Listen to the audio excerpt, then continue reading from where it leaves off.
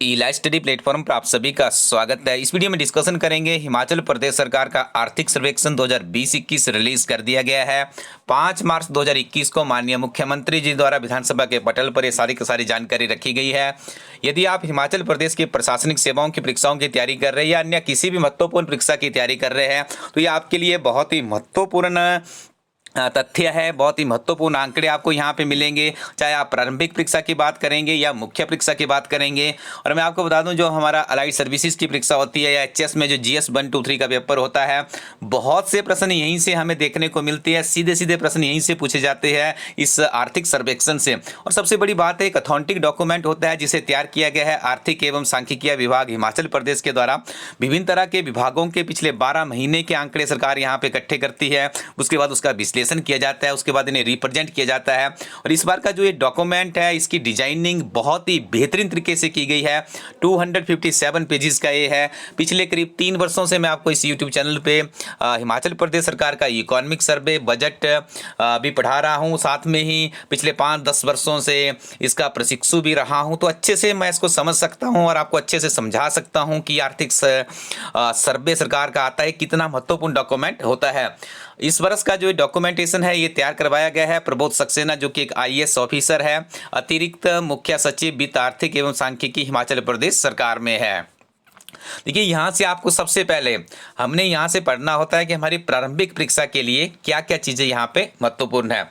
दूसरा, आप भी हिमाचली है, हम भी हिमाचली है। हम हिमाचलियों को पता होना चाहिए कि हमारा जो हिमाचल एक आर्थिक स्थिति से किस तरफ जा रहा है, सरकार की कौन कौन सी नीतियां हैं, किसके ऊपर सरकार कितना खर्च कर रही है, सरकार की दृष्टि क्या है, सरकार का विजन क्या है, डिपार्टमेंट्स में किस तरह से सरकार पैसा खर्च करती है, हमारी शिक्षा, स्वास्थ्य, जन सेवाएं हैं, उनके ऊपर सरकार कितना खर्च कर रही है, सरकार किस दृष्टि से खर्च कर रही है, गरीबों का सामाजिक कल्याण के लिए, महिलाओं की सुरक्षा के लिए सरकार की क्या क्या अपेक्षाएं जो जनमानस को रहती है, उसके ऊपर सरकार कितनी खरी उतर रही है। इस तरह की पूरी जानकारी आपको मिलेगी।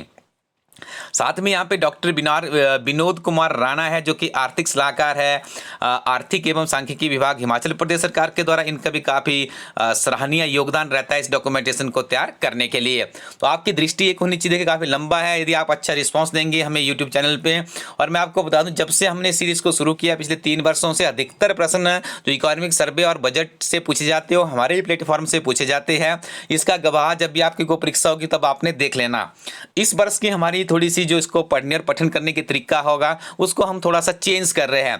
पिछली बार हम आपके लिए सिंगल लाइनर प्रश्न लाए थे, लेकिन इस बार हम क्या कर रहे हैं, यहाँ पे हमारी कोशिश रहेगी, सबसे पहले आपको चैप्टर के बारे में पढ़ाया जाएगा, जो डॉक्यूमेंटेशन यहाँ पे आप देख रहे हैं अपनी स्क्रीन पे, ठीक है। उसके साथ में नीचे हम उसका सारांश लेकर आएंगे। सारांश में हम आपको सिंगल लाइनर भी देंगे, कुछ एमसीक्यू भी देंगे। हर चैप्टर को हम इस तरह से पढ़ेंगे, पहले सरकार के डॉक्यूमेंट के ऊपर जाएंगे, उसके ऊपर विश्लेषण करेंगे, उसका आपको अध्ययन करवाएंगे, उसके बाद उसके नीचे हम आपको एमसीक्यू, सिंगल लाइनर और सारांश देंगे। इस विधि से इसको पढ़ेंगे और हमारी जो पढ़ने की इस बार की जो विधि होगी उसमें हम इस चीज को अडॉप्ट करेंगे। प्रारंभिक परीक्षा के लिए फैक्ट इकट्ठे करेंगे और मुख्य परीक्षा के लिए हम यहाँ से एक लेखन की कला सीखेंगे। देखिए, इसमें लेखन की कला सीखने का भी हमें मौका मिलता है। यहाँ पे आप यदि इनकी जो ये प्रस्तावना दी गई आप इसी को पढ़ेंगे, बहुत से नवीनतम शब्द आपको यहाँ पे देखने को मिलेंगे। और एक जो सरकारी डॉक्यूमेंटेशन की एक लैंग्वेज होती है डाटा को रिप्रेजेंट करने की, उसको हम यहाँ पे सीखेंगे। और उसके बाद मुख्य परीक्षा में जो प्रश्न यहाँ से बनते, जैसे बात की जाए कि कोरोना काल में सरकार की नीतियों का विश्लेषणात्मक अध्ययन कीजिए, तो ये प्रश्न आपका यहाँ से बनेगा। हिमाचल प्रदेश की आर्थिक स्थिति अच्छी नहीं है, फिर भी सरकार विभिन्न तरह की गतिविधियों के ऊपर पैसा खर्च कर रही है, तो इसका क्या औचित्य है। तो आप ये औचित्य में अपने व्यक्तिगत भावनाएं नहीं लिख सकते, या आप किसी दल विशेष से है तो आप उसका संरक्षण नहीं कर सकते। तो आपको यहाँ पे करना क्या है, आपको यहाँ पे जो सरकार का डॉक्यूमेंट है, इस डॉक्यूमेंट के आधार पे अपनी ऐसे राइटिंग करनी है, अपनी जीएस 1, 2, 3 पेपर की राइटिंग करनी है। और तीसरा पहलू हमारा रहेगा, जब आप ये 2 स्टेप पूरे कर लेंगे तो आपको इंटरव्यू में जाना है। तो इंटरव्यू में तो आपसे सीधा प्रश्न पूछा जाएगा कि बताइए कोरोना काल में हिमाचल प्रदेश सरकार की क्या परिस्थितियां रही। तो आप बोल देंगे सरकार ने जी इतने का सैनिटाइजर किया, इतनी मेडिसिन दी, इतने लोगों को राशन दिया, ये व्यवस्थाएं रही। तो वहाँ पे आपने आगे से आपसे पूछ लिया जाएगा कि तो आप बताइए इतने लोग क्यों मरे वहाँ पे, क्या सरकार पहले R&D नहीं कर पाई इसके ऊपर, क्यों पैंडेमिक हमारे यहाँ पे आता है। तो आपको उसकी डिफेंड करने के लिए जो आपको जानकारी चाहिए वो भी आपको यहीं से मिलेगी। और 3 तरह से, 3 दृष्टि से ये पूरा का पूरा डॉक्यूमेंट आपकी सहायता करेगा। आइए इसको आज के इस वीडियो में थोड़ा सा ओवरव्यू करते हैं, क्या क्या इसमें चैप्टर्स है, किन किन चीज़ों को हम पढ़ेंगे। देखिए, सबसे पहले चैप्टर में हम पढ़ेंगे ये आर्थिक इकोनॉमिक सर्वे ये होता क्या है, क्यों इसकी जरूरत पड़ती है सरकार को, ठीक है। उसके बाद यहाँ पे बहुत ज़्यादा एब्रीविएशंस हमें देखने को मिलती है, उनके बारे में करेंगे। उसके बाद यहाँ पे एक सामान्य समीक्षा होती है, पेज नंबर 1 से 9 तक इतनी महत्वपूर्ण जानकारियाँ यहाँ पे होती है। यहाँ पे हम देखेंगे हमारी इकोनॉमी किस रेट से आगे बढ़ रही है, क्या उसका स्ट्रक्चर है, कि कोरोना काल में कितनी वो गर्त में गई, अब सरकार उसके उत्थान के लिए क्या क्या काम कर रही है। और यहीं पे हम एक चीज़ मिलती है जो हमारी हिमाचल की इकोनॉमी होगी उसका विश्लेषण किया जाता है। राष्ट्रीय स्तर पे भारत की अर्थव्यवस्था देखिए यहाँ पे अवलोकन किया जाता है, ताकि हम समझ सके कि हमारी अर्थव्यवस्था की ग्रोथ रेट क्या है और हमारे देश की अर्थव्यवस्था की ग्रोथ रेट क्या रही है। उसके बाद फिर हिमाचल प्रदेश की अर्थव्यवस्था का आप अवलोकन कर लेंगे। कुल मिला के यदि बात करें तो पहले चैप्टर में हमें समझना होता है कि आर्थिक सर्वे है क्या और भारत और हिमाचल प्रदेश में क्या क्या इकोनॉमिक गतिविधियां रही है। दूसरे चैप्टर में हम पढ़ेंगे राज्य की अर्थव्यवस्था, ये जो हमारा प्रदेश है। यदि आप GS 1, 2, 3 का HS की मुख्य परीक्षाओं का सिलेबस देखेंगे तो वहां पे तो इसकी मैं कहूँगा बहुत ही ज़्यादा वेटेज है। आपको हिमाचल प्रदेश की इकोनॉमी को रिप्रेजेंट करना है और उसको इंटरलेट करना है भारत की इकोनॉमी के साथ। तो यहाँ पे दोनों चीज़ें आपको यहाँ पे मिल जाती है, डाटा आपको यहाँ पे मिल जाता है और ऑथेंटिक डाटा यहाँ पे मिलता है। मार्गदर्शन करने के लिए हम लोग आपके साथ है। तो राज्य की अर्थव्यवस्था, सार्वजनिक वित्त व कराधान, इसके बारे में हम पढ़ेंगे। किस तरह से हमारी GDP का ग्रोथ रेट है, प्रति व्यक्ति आय कितनी रही है, संभावनाएं क्या क्या है 2020-21 की, सार्वजनिक वित्त एवं कराधान में क्या क्या रहा, राजकोषीय स्थिति और मापदंड का विश्लेषण करेंगे, राजकोषीय संकेतक की प्रवृत्ति का विश्लेषण करेंगे, राजस्व व्यय की संरचना का विश्लेषण करेंगे। फिर हम आगे बढ़ेंगे। प्रश्न है कोविड-19 का हिमाचल प्रदेश की अर्थव्यवस्था पर प्रभाव और राज्य द्वारा किए गए प्रयास। यदि आप इस बार HS की तन मन धन से सच्ची लगन से तैयारी कर रहे हैं, मैं तो आपको सुजेस्ट करूंगा कि आप ऐसे राइटिंग के आज से ही अभ्यास कर लीजिए कि आपको ये ऐसे लिखना ही है और आपकी परीक्षा में ये ऐसे आना ही है। क्योंकि ये ऐसा प्रश्न है जिसमें देखिए इसको हम 1 लाख विद्यार्थियों से लिखवाएंगे, हो सकता है 1 लाख के आसपास विद्यार्थी इसमें अपने अलग अलग विजन दें। तो आपका विजन किसके आधार पर होना चाहिए? सरकार की नीतियों का, सरकार के ऑथेंटिक डाटा का। आप यहाँ पे अपनी भावनाओं के साथ में नहीं लिख सकते हैं, तो ये जानकारी आपको यहां से मिलेगी। कोविड-19 का राज्य की अर्थव्यवस्था पर प्रभाव, सरकार द्वारा इसके निपटान के लिए क्या क्या किया गया, राज्य सरकार का संसाधन जुटाना, रिसोर्सेज को किस तरह से सरकार ने जुटाया है, राज्य सरकार द्वारा तत्काल राहत के लिए क्या काम किए गए, प्रभावित क्षेत्रों के लिए राहत के लिए क्या काम किए गए, ये हम इस चैप्टर में पढ़ेंगे। उसके बाद आगे हम अध्ययन करेंगे सतत विकास लक्ष्य तथा सुशासन के लिए पहल। देखिए ये बहुत ही इंपॉर्टेंट है, इसका परिचय पढ़ेंगे, इंट्रोडक्शन पढ़ेंगे कि सतत विकास लक्ष्य क्या है, सुशासन की पहल में सरकार क्या काम कर रही है, सतत विकास लक्ष्य प्राप्त करने के लिए समय सीमा क्या निर्धारित की गई है, और जिला सुशासन सूचकांक के ऊपर हम जिलाओं का देखेंगे क्या स्टेटस उनका रहा है, जीवन यापन में सुगमता में सरकार ने क्या क्या स्टेप उठाया है, वर्तमान में हमारी क्या स्थिति है, इसके ऊपर भी हम यहाँ पे चर्चा करेंगे। 5वें चैप्टर में हम पढ़ेंगे संस्थागत एवं बैंक वित्त, बैंक इसकी इंट्रोडक्शन पढ़ेंगे, वित्तीय समावेशन पहल के बारे में पढ़ेंगे।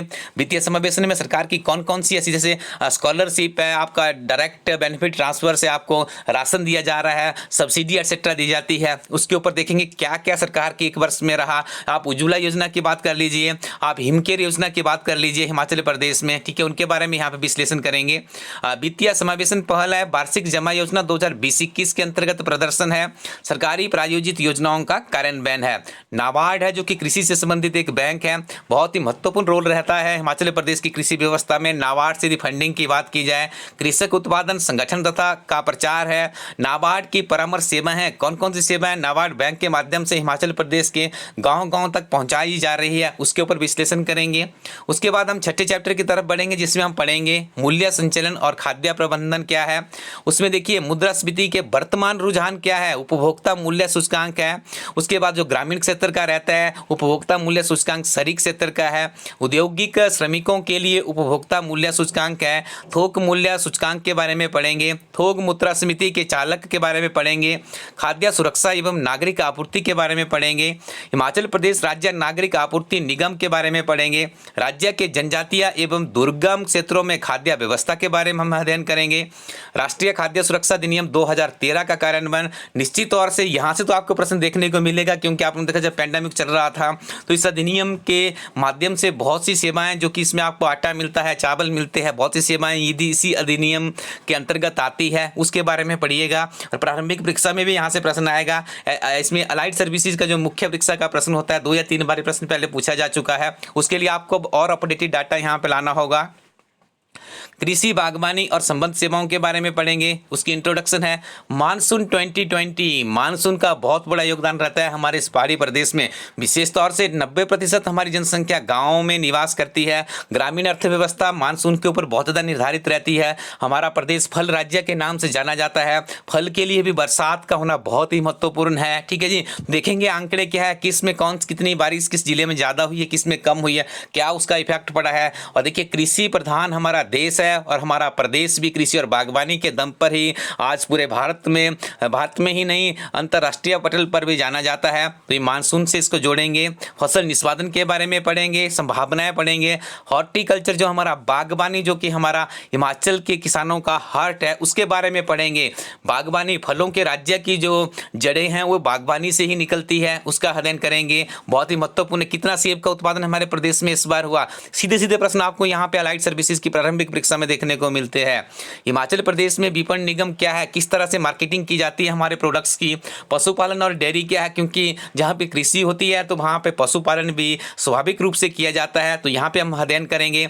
पशुपालन और डेयरी का क्या स्टेटस एट प्रेजेंट है, पिछले वर्षों में क्या रहा, उसका विश्लेषण करेंगे। मिल्क फैड में क्या नवाचार किया गया। देखिए मिल्क फैड काफ़ी सुर्खियों में रहा है, क्योंकि जो निहाल चंद आई थिंक उसके जो राज्य स्तरीय अध्यक्ष है इस फेडरेशन के, उनके माध्यम से बहुत नवीनतम काम शुरू किया गया है। विभिन्न तरह के आपने देखा होगा दिवाली पे भी स्वीट्स हमें मिल्क फैड के माध्यम से मिले हैं इस बार। ठीक है जी, तो मत्स्य एवं जलचर पालन है, काफ़ी बड़ी अपॉर्चुनिटी है हमारे छोटे से प्रदेश में। ट्राउट मछली का आप सुनते ही होंगे कितनी फेमस है, यहाँ पे मत्स्य के बारे में पढ़ेंगे।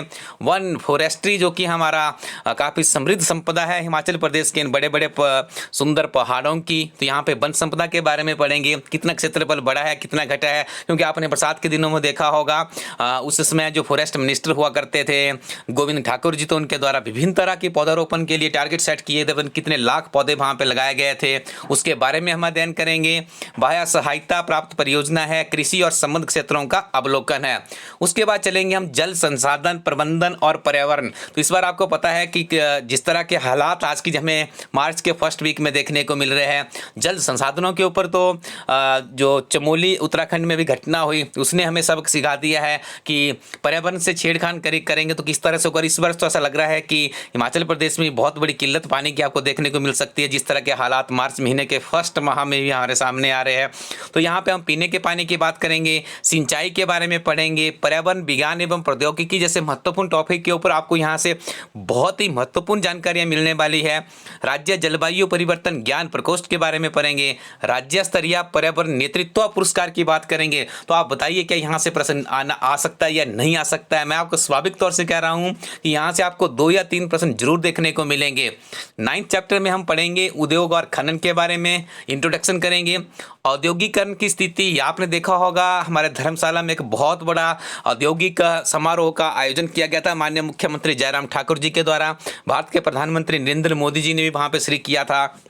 तो कोविड-19 पैंडेमिक में किस तरफ गया ये हमारा जो औद्योगिकरण के माध्यम से निवेश प्रदेश में लाना था, ठीक है जी, उसके बारे में पढ़ेंगे। एट प्रेजेंट कौन कौन से हमारे उद्योग यहाँ पे चल रहे हैं। और मुख्यमंत्री स्वावलंबन योजना काफ़ी बहुचर्चित योजना है, मैं कहूँ हिमाचल प्रदेश के बेरोजगार युवाओं को अपना काम शुरू करने के लिए सरकार इसमें सब्सिडी देती है। इसके ऊपर हम अध्ययन करेंगे, आंकड़े देखेंगे कितने लोगों को अभी तक इसका लाभ मिल पाया। खनन की बात करेंगे। व्यापार करने में सुगमता में हिमाचल प्रदेश ने बहुत अच्छा काम किया, रैंकिंग में भी सुधार हुआ है। औद्योगिक उत्पादन सूचकांक में हिमाचल प्रदेश की क्या स्थिति है, इस चैप्टर में हमें पूरा का पूरा पढ़ेंगे।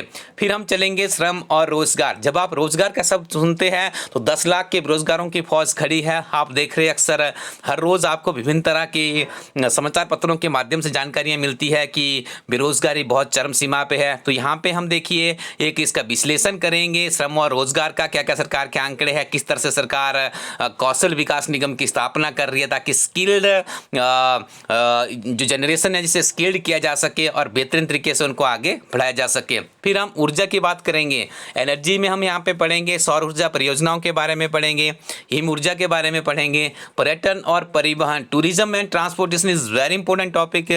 यदि हम बात करें हिमाचल प्रदेश की, पर्यटन में बहुत ज़्यादा स्कोप है, आप निजी क्षेत्र में भी अपना करियर बना सकते हैं। यहाँ पे तो हमें पढ़ना है कि पर्यटन से हिमाचल प्रदेश की जो गर्त में जाती हुई अर्थव्यवस्था है उसका उत्थान किस तरह से किया जा सकता है। सड़कों और पुलों के बारे में स्थिति का जायजा लेंगे, जल परिवहन की बात करेंगे। और याद रखिएगा, आपको पता है हिमाचल प्रदेश में 2 ऐसे पुल बने हैं जिनका इनॉग्रेशन राजनाथ सिंह जी के द्वारा किया गया था, तो वहाँ से भी प्रश्न बनेगा, इसके बारे में पढ़ेंगे।